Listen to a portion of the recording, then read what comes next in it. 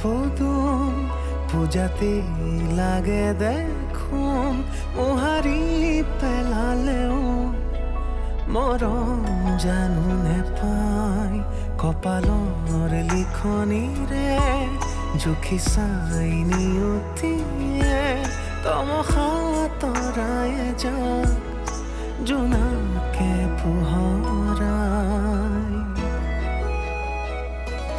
ৰাজবোৱাৰী ৰাজবোৱাৰী ৰাজবোৱাৰী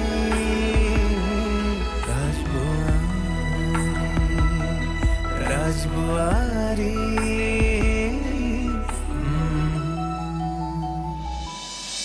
কি কাৰণেনো তাইক গালি দি আছা? চাওকচোন মা, তাই আহি পাচলিখিনি কাটি দিলে মই সোনকালে ৰন্ধাত লাগিব পাৰোঁ। এতিয়া মই পাচলিয়ে কাটো নে ৰন্ধাতে লাগো? নিজৰাকনো মাতি নিদিয়া কিয়? তাই তোমাক অলপ সহায় কৰি দিব পাৰিব। নালাগে দিয়ক মা, বিয়া হৈ আহিছেহে। তুমি ৰাতিপুৱা কিটচেনত সোমাই যাবা, 8 বজাত মই ওলাই যাম। কেতিয়া চাইন কৰিবা? আৰু মই বেংকত ডকুমেণ্টছখিনি কেতিয়া জমা দিম? ইমান দিন যেতিয়া হোৱাই নাই, আৰু এদিন নহ'লেনো কি হ'ব? পৰহিলৈও জমা দিব। কিয়? এতিয়া চহী কৰাৰ অসুবিধাটো ক'ত? জাষ্ট ফৰ্ম এণ্ড ডিক্লেৰেশ্যন পঢ়ি চোৱা। জয়ন্তৰ বিয়াখনৰ পিছত মনত এটা ভয় ভাৱ সোমাইছে।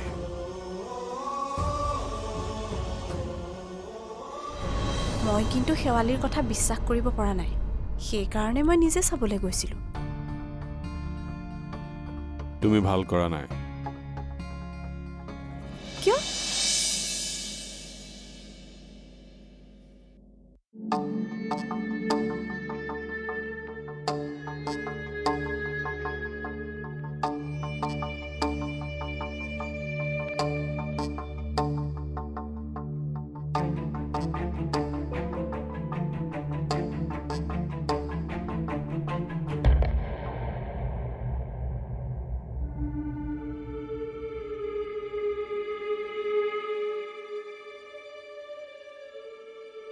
এইবাৰ ঘৰলৈ অহাৰ পিছত তুমি মোক মদ খোৱা দেখিছা, কিন্তু আজি খাবলৈ বাধ্য হৈছোঁ। সামান্য দুখন তোমাৰ বেংকৰ কাগজত চাইন কৰিবলৈ কৈছিলোঁ,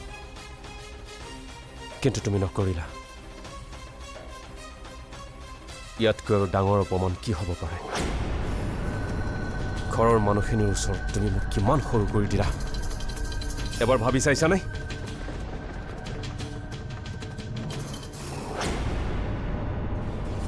কিয় কিয় ইমান অবিশ্বাস? কিয় ইমান অপমান? আজি অফিচত গৈ মই কোনো কামতে মন দিব পৰা নাই। দুখনকৈ মিটিং মই কেঞ্চেল কৰিছোঁ। এই সকলোবোৰৰ দায়ী কেৱল তুমি। তুমি জন্ম লৈছা কেৱল মোক সৰ্বনাশ কৰাৰ কাৰণে, নহ'লে দেউতাই বিচাৰি বিচাৰি গাঁৱৰ পৰা উলিয়াই আনেনে?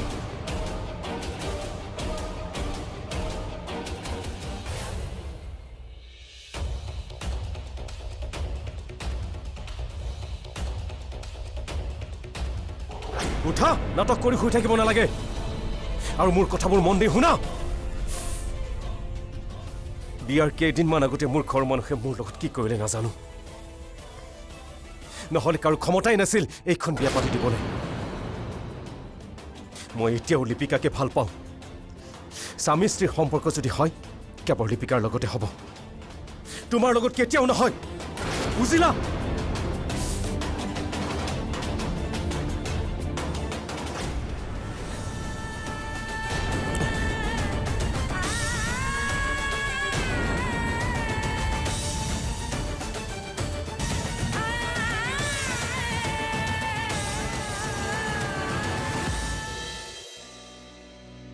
এটা কথা জানো কমল, বৌৰ লগত কথা পতাৰ পাছত মনটো কিবা পাতল পাতল লাগিছে। এইটো বহুত জৰুৰী আছিল, কিন্তু এনেকুৱা ধৰণৰ কথা বৌৰ মনত কোনে সোমাই দিব পাৰে? মোৰ এনেকুৱা লাগিছে এইটো শেৱালীৰে কাম। বৌৰ মুখৰ পৰা জীৱনত কেতিয়াও সেই মানুহজনৰ নাম উলিয়াব পৰা নাযাব। কমল, মই কেতিয়াবা জীৱনত এনেকুৱা এজনী ছোৱালী পামনে বাৰু? তাতকৈও ভাল পাবি। মই তোৰ কাৰণে ভগৱানৰ ওচৰত প্ৰাৰ্থনা কৰিম। ইয়াতকৈ বেছি ভাল নালাগে। তেনেকুৱা এগৰাকী পালেই জীৱন ধন্য হৈ যাব। বৌ কি কৰিছা? নাই এনেই কাপোৰবোৰ অকণমান ঠিক ঠাক কৰি থৈছোঁ বহুদিন এনেকৈ পৰি আছিলে বিয়াৰ পিছত তোমালোকে হানিমুনলৈও যোৱা নাই নহয়? হানিমুন অঁ বিয়াৰ পিছত ফুৰিব যোৱাকে হানিমুন বুলি কয়। হয় নেকি তেন্তে তুমি আৰু ময়ে এদিন ফুৰিবলৈ যাম দিয়া তুমি আৰু মই গ'লে কেনেকৈ হানিমুন হ'ব? মাজুদা আৰু তুমি অকলে যোৱাটোকে হানিমুন বুলি ক'ব? হয় নেকি অঁ তো আমি আকৌ গাঁৱৰ ফালে এইবোৰ শব্দ শুনাই নাই নহয় আমাৰ গাঁৱত বিয়াৰ দুদিন পিছতে দৰা কইনাই মন্দিৰলৈ সেৱা ল'বলৈ যায় বুলিহে জানো। মাজুদাই তোমাক মানসিকভাৱে অশান্তি দি আছে ন? নাই নাই তেনেকুৱা একো নাই জয়ন্তই যদি এনেকৈ অফিচৰ কামত মন দিয়া কৰে তেনেহ'লে সকলো ঠিক আছে। লাহে লাহে সি লাইনত আহি যাব। দেউতা অঁ তহঁত আহিলি? হয় দেউতাক ফাইলটো দে আকৌ। দেউতা এইটো লওক।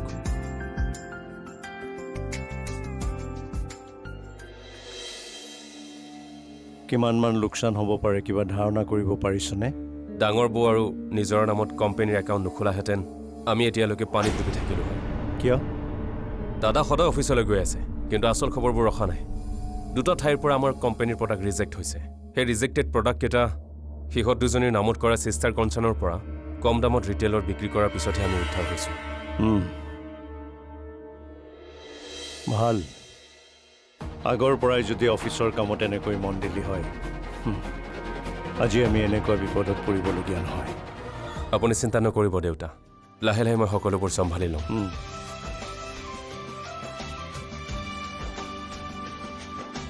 চাওঁ কলমটোতে।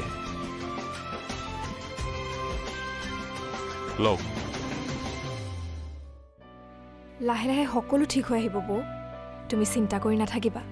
চিন্তা নকৰোঁ, সৰুতেই মাক হেৰুৱাইছোঁ। দেউতাৰ সাহসত ডাঙৰ হোৱা ছোৱালী, গতিকে চিন্তাৰ বোজা সকলো সময়তে ল'ব পাৰোঁ।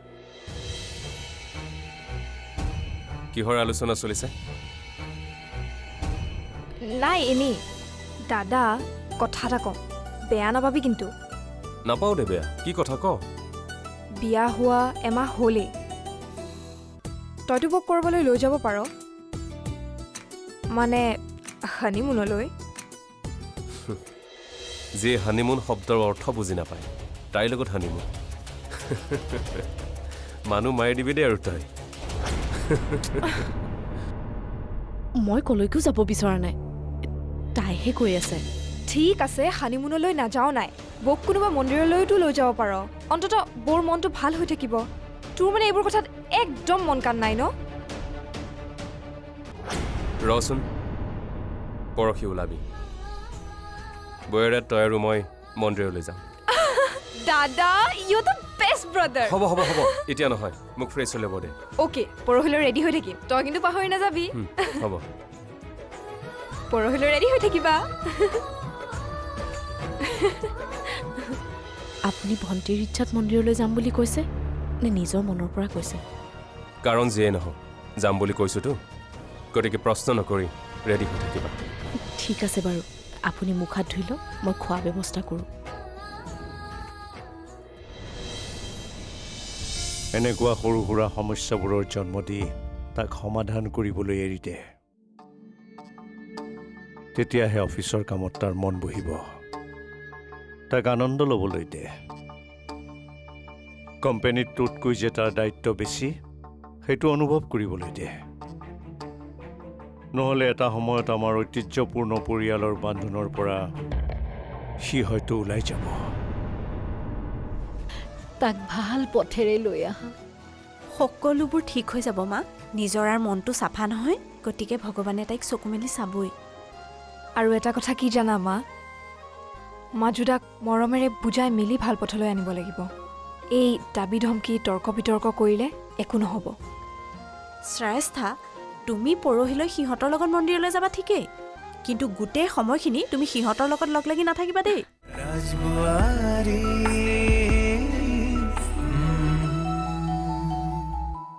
राजबुआरी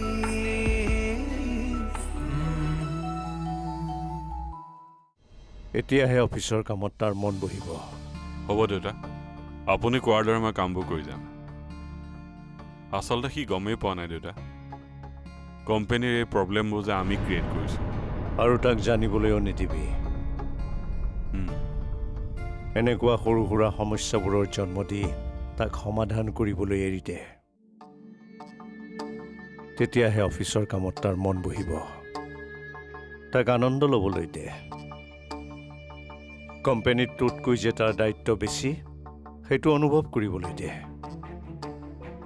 নহ'লে এটা সময়ত আমাৰ ঐতিহ্যপূৰ্ণ পৰিয়ালৰ বান্ধোনৰ পৰা সি হয়তো ওলাই যাব। কি জয়ন্ত মন্দিৰলৈ যাব? তাকো নিজৰে লগত? কথাটো মই বিশ্বাসেই কৰিব পৰা নাই। বিশ্বাস ময়ো কৰা নাছিলোঁ। মাত্ৰ মাজুদাক ৰিকুৱেষ্টহে কৰিছিলোঁ বৌক মন্দিৰলৈ লৈ যাবলৈ, আৰু সি এবাৰতে য়েছ কৈ দিছে। হে ভগৱান, ল'ৰাটোক সুমতি দিয়া, তাক ভাল পথেৰে লৈ আহা। সকলোবোৰ ঠিক হৈ যাব মা। নিজৰাৰ মনটো চাফা নহয়, গতিকে ভগৱানে তাইক চকু মেলি চাবই। আৰু এটা কথা কি জানা মা, মাজুদাক মৰমেৰে বুজাই মেলি ভাল পথলৈ আনিব লাগিব। এই দাবী ধমকি তৰ্ক বিতৰ্ক কৰিলে একো নহ'ব। শ্ৰেষ্ঠা, তুমি পৰহিলৈ সিহঁতৰ লগত মন্দিৰলৈ যাবা ঠিকেই, কিন্তু গোটেই সময়খিনি তুমি সিহঁতৰ লগত লগ লাগি নাথাকিবা দেই। মানে সিহঁত দুটাক অকলশৰে অলপ সময় কটাবলৈ সুবিধা দিবা। হ'ব আৰু বৌ, তুমি মোক শিকাব নালাগে। লগৰ ল'ৰা ছোৱালীৰ ক্ষেত্ৰত এনেকুৱা প্লেন মই বহুত কৰিছোঁ, গতিকে ন' ৱৰিজ। ঘৰখনত উদ্ভণ্ডালি কৰি থকা ল'ৰাটোৱে যে তাইক মন্দিৰলৈ নিব ওলাইছে, এইটো অতি শুভ লক্ষণ।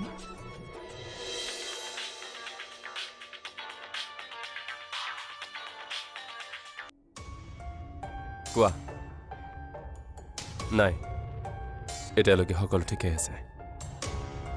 আৰে কৈছোঁ নহয় সকলোবোৰ ঠিকেই আছে বুলি। তুমি কেইদিনমান কেৱল ধৈৰ্য ধৰা, চব ঠিক হৈ যাব। ঘৰৰ মানুহখিনিৰ মোৰ ওপৰত অলপ বিশ্বাস আহিবলৈ দিয়া।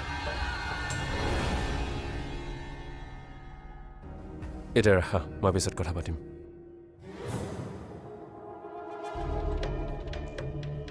চালক চাহ তুমি আনিলা যে? শেৱালি ক'ত গ'ল? তাই কিবা বেলেগ কামত ব্যস্ত হৈ আছে।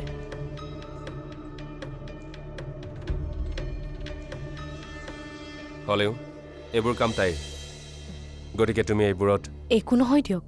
চাহ দিয়াটো কিবা কাম বুলি কয়নে? শেৱালিয়ে ইয়াতে যিমানখিনি কাম কৰি দৰমহা লৈ আছে, তাতকৈ বহুখিনি কাম মই ঘৰতেই কৰি আহিছোঁ। ৰক্তিমৰ তাত তোমাৰ ইংৰাজী ক্লাছ কিমান আগবাঢ়িলে? কিয় হিৰো, আজি ক'তো ওলাই নাযাওঁ নেকি? নাযাওঁ। কিয়? আজি আড্ডা মাৰিবলৈ টপিক নাইকিয়া হ'ল নেকি? ৰ না, কামোৰ নিদিবি।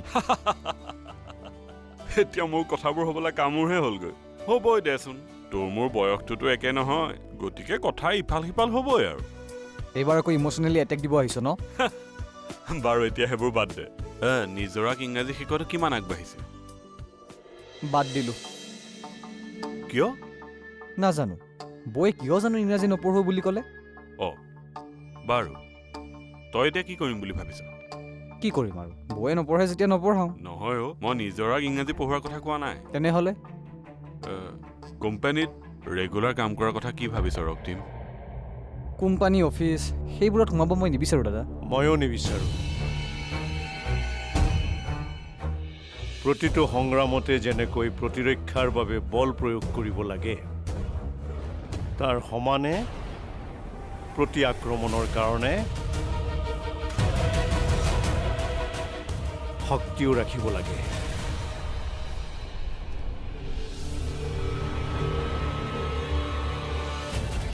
এয়াই আমাৰ বংশৰ ৰণনীতি। দেউতা, আপুনি কি ক'ব বিচাৰিছে মই বুজা নাই। সৰুৰে পৰা পঢ়া শুনা কৰিবলৈ সময়ে নাপালোঁ। অনবৰতে ঘৰৰ কামতে ব্যস্ত হৈ থাকিলোঁ। এতিয়া আৰু এইবোৰ কেনেকৈ শিকিম? কিয় নোৱাৰিবা? শিকাৰ কোনো বয়স নাথাকে। এটা কথা মনত ৰাখিবা, তুমি ৰজাৰ বংশৰ মৰ্যাদা থকা ঘৰৰ বোৱাৰী, লগতে এজন প্ৰতিষ্ঠিত ব্যৱসায়ৰ পত্নী। গতিকে তুমি কিছুমান কথা শিকিব লাগিব। এটা কথা মনত ৰাখিবি, এই কথাবোৰ যাতে জয়ন্তই তিলমানো গম নাপায়।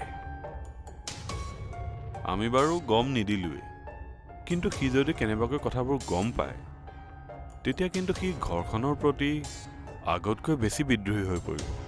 তেতিয়া কিন্তু সৰুদাক চম্ভালিবলৈ বহুত দিগদাৰ হৈ পৰিব দেউতা। राजबुआरी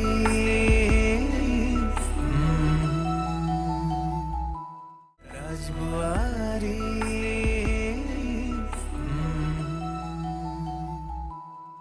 বুজি নাপালে মোক সুধিবা, ভণ্টিক সুধিবা।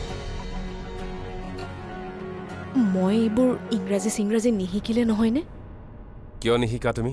সৰুৰে পৰা পঢ়া শুনা কৰিবলৈ সময়ে নাপালোঁ। অনবৰতে ঘৰৰ কামতে ব্যস্ত হৈ থাকিলোঁ। এতিয়া আৰু এইবোৰ কেনেকৈ শিকিম? কিয় নোৱাৰিবা? শিকাৰ কোনো বয়স নাথাকে। এটা কথা মনত ৰাখিবা, তুমি ৰজাৰ বংশৰ মৰ্যাদা থকা ঘৰৰ বোৱাৰী, লগতে এজন প্ৰতিষ্ঠিত ব্যৱসায়ৰ পত্নী। গতিকে তুমি কিছুমান কথা শিকিব লাগিব। মন নথকা অৱস্থাত কি কৰিবা? তেনেকৈ নক'বচোন। মই আপোনাৰ অবিহনে জীৱনটো কল্পনাও কৰিব নোৱাৰোঁ। আপোনাৰ পত্নী হিচাপে মই যিখিনি কাম কৰিব লাগে সদায় কৰি যাম। টকা পইচা সা সম্পত্তিৰ প্ৰতি মোৰ কোনো লোভ নাই। লোভ থকা বুলি কোনে ক'লে? তুমি অন্ততঃ অফিচৰ এগ্ৰিমেণ্ট এখন পঢ়ি বুজি পোৱা হোৱা আৰু ইংৰাজী চহীটো কৰিবলৈ শিকা। ঠিক আছে বাৰু, মই চেষ্টা কৰিম। লোৱা।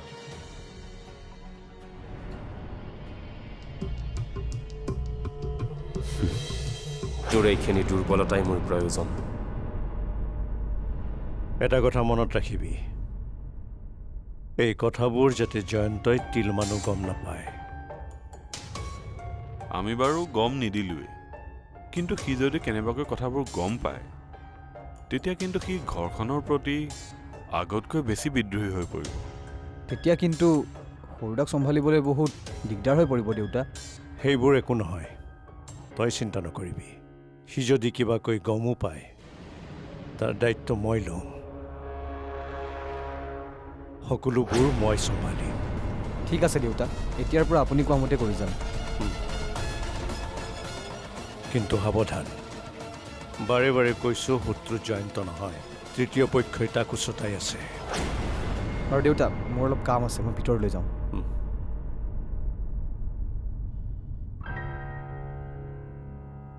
দেউতা, আপুনি যে তৃতীয় পক্ষৰ কথা ক'লে, কোন এই তৃতীয় পক্ষ? জয়ন্তই যদি নিজৰ ষ্টেণ্ড ৰাখে লিপিকাই তাক একো কৰিব নোৱাৰে।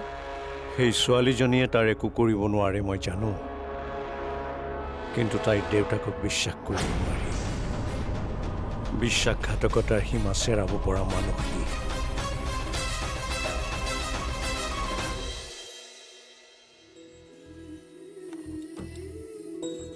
নিজৰা, তুমি এইবোৰ কাম কিয় কৰিছা?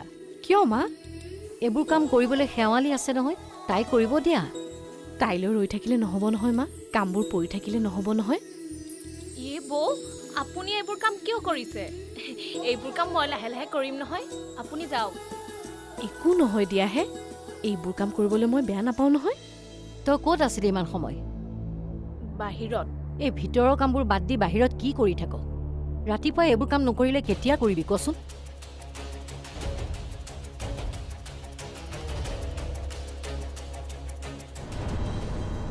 তুমি মন বেয়া নকৰিবা, মায়ে তোমাৰ ভালৰ বাবেহে এনেকৈ কৈছে।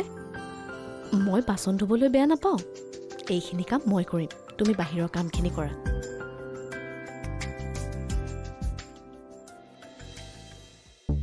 সৰুদা, সৰুদা, ক। শুনচোন, তোৰ অফিচলৈ দেৰি হৈছে নেকি?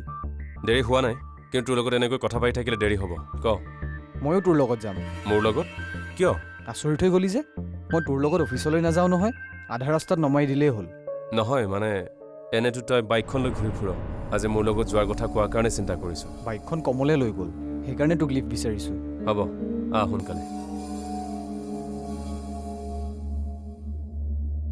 দাদা, এই আৰম্ভণিহে, এতিয়াৰে পৰা তোৰ পিছ নিয়েগৈ। মৰহা ফাগুন কিয়নো ব্যাকুল সপোনৰো শেষ জানো দি থকতে পাই মৰমৰে ঘৰ জীৱনৰে চোৰ চেনেহৰে জৰি বান্ধি নাও মিলি যায় ৰাজবোৱাৰী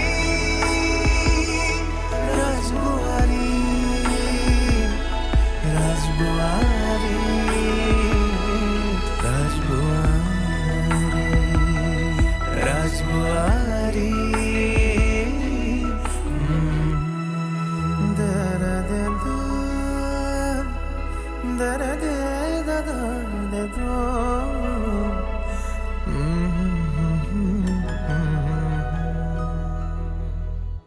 ৰাজবুয়াৰি